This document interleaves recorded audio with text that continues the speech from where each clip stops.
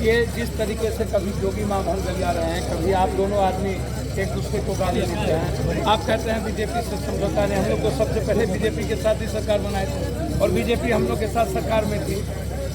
दिल्ली में भी सरकार में थी जहां वामपंथी पार्टी थी। मुद्दा बीजेपी नहीं है, मुद्दा कि लगातार हम जो आरएसएस के और गोडसे के विचारों पर जो लगातार लोकतंत्र और संविधान के खतरे में लगातार मुद्दा है, जाति और धर्म के आधार पर हम बिहार की बात ही नहीं करते हैं। अमित जी आते हैं और वो सदानंद सरस्वती का मना कर आप 900 किसान को आपने आज तक दिया, आपने एमएसपी कानून लागू किया, आप हमको 7,000 टन खाद देते हैं और बगल में आप 77,000 टन खाद देते हैं आप उत्तर प्रदेश को। आप 7 करोड़ रुपया भी हमको नहीं देते हैं एक जिला में, आप क्या कहते हैं नगर निगम पर, और आप 70 करोड़ रुपया एक जिला में नगर निगम पर आप उत्तर प्रदेश में देते हैं। आप विशेष पैकेज की बात आप हमसे नहीं करते हैं। आप आते हैं तो 30 बंद पर चीनी मिल की नहीं करते हैं, आप आते हैं तो बंद फैक्ट्री की नहीं करते हैं, आप आते हैं तो पर्यटन के लिए हमसे बात नहीं करते हैं, आप आते हैं तो हमको एयरपोर्ट नहीं देते हैं, आप आते हैं तो हमें एग्रो बेस्ड इंडस्ट्री पर बात नहीं करते हैं, आते हैं तो हिंदू मियाँ, आते हैं तो जात पात करते हैं। क्या है बिहार को आज़ादी नहीं चाहिए? बिहार के आवाम को गरीबी से मुक्ति नहीं चाहिए, पलायन से मुक्ति नहीं चाहिए? कब तक पलायन? पप्पू यादव लगातार प्रमंडलीय सम्मेलन करके नारा दे रहे हैं कि जनता की सरकार न्याय के साथ रोजगार। सर आम आदमी जो सबसे अंतिम व्यक्ति होगा, सर हम किसी भी कीमत पर, मैं अपने अध्यक्ष दिलीप जी से कहूँगा जिनको आज मनोनीत किया गया सारे मुखिया जी, किसी भी कीमत पर ये जो स्मार्ट मीटर है और एनजीओ वाले जो लोग हैं, बिजली का बिल जिस तरीके से स्मार्ट मीटर से लगातार नासूर बनता जा रहा है लगातार, और किसानों को पोटास हो या यूरिया सब के सब बाहर, और हमको जब चाहिए नहीं मिलता है। हमको आप एक गोदाम नहीं दे रहे हैं कहीं, क्यों? आप किसान की बात करिएगा और आप हमको मंडी सिस्टम नहीं दीजिएगा, आप हमको गोदाम नहीं दीजिएगा। 2025 में आपके लिए पप्पू यादव की सरकार नहीं बनेगी। सर मैं आपको बहुत क्लियर, मैं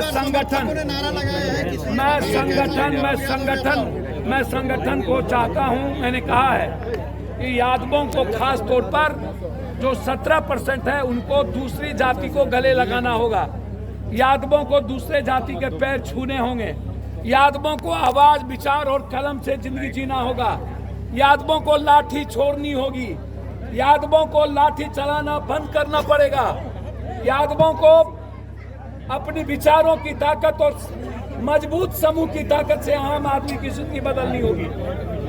हम पीएम भी बनेंगे, सीएम भी बनेंगे। पप्पू यादव के 2025 में बिहार सरकार बनेगी कि नहीं बनेगी? ये मैंने कहा है। अब चौर देख लीजिए, चौर 18 MP, 6 मुख्यमंत्री, 6 मुख्यमंत्री के बाद महेंद्र नाथ से लेकर के कौन नाथ, हरिहर नाथ, और इधर थावे, अपर देवी, जेपी राजेंद्र नगर और भिखारी ठाकुर।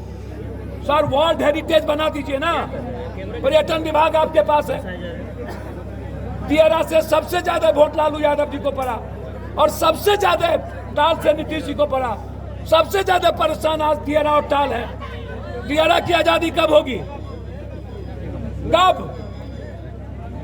हम हमेशा यहाँ जात का सॉल्यूशन देते हैं, कहीं भूमिहार ब्राह्मण कुशवाहा, कहीं भूमिहार जात राजपूत, कहीं राजपूत यादव, कहीं हिंदू मियाँ।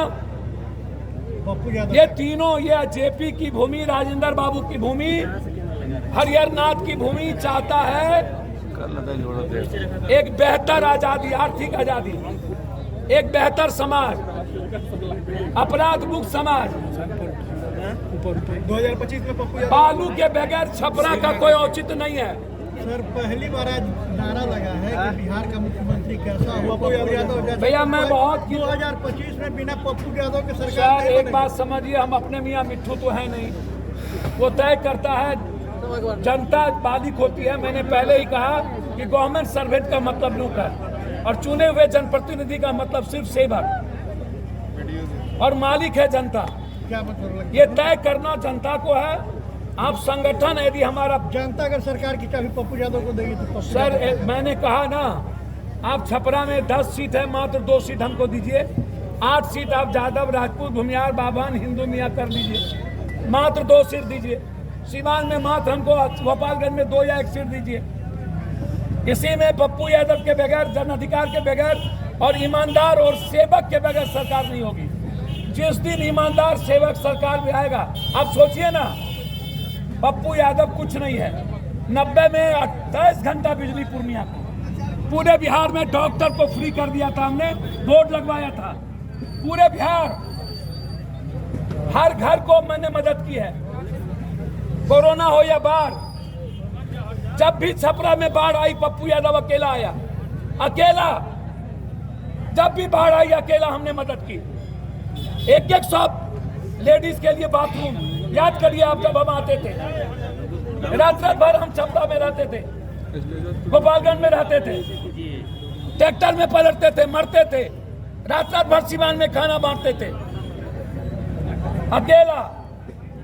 हम बाढ़ से मुक्ति चाहते हैं, हम बालू की आजादी चाहते हैं, और हम जाति के गाली गलौज की आजादी चाहते हैं। हिंदू मियाँ के नफरत के खिलाफ है, ऐसी चीजों के खिलाफ। यदि गोपालगंज, सीवान, छपरा पप्पू यादव को बेटे के रूप में अडॉप्ट कर लिया, 6 सीएम देने के बावजूद भी आज भी राजपूत यादव, राजपूत भूमिहार, बाभन, कुशवाहा, हिंदू मियाँ से बाहर हम नहीं जा पाए हैं। 6 सीएम जहाँ होगा वहाँ सिर्फ रोजगार की बात होगी, वहाँ सिर्फ फार्मर की बात होगी, वहाँ सिर्फ पड़ोसी की आजादी की बात होगी। इसीलिए बहुत क्लियर है, यदि छपरा ने हमें बेटे के रूप में स्वीकार कर लिया, आज हम लोगों ने, हमारे साथ बहुत मजबूत सारे मुखिया जी, जिला पार्षद, एक्स जिला पार्षद दिलीप यादव जी के नेतृत्व में आज सभी लोग ज्वाइन किए हैं। मैं उम्मीद करूंगा बनियापुर से ही छपरा की आज़ादी शुरू हो और यहीं से हम बिहार की आज़ादी की शुरुआत करें। उपेंद्र कुशवाहा प्रकरण पे क्या कहें? छोड़ दीजिए सर, कोई मीनिंग ही नहीं है इस सब।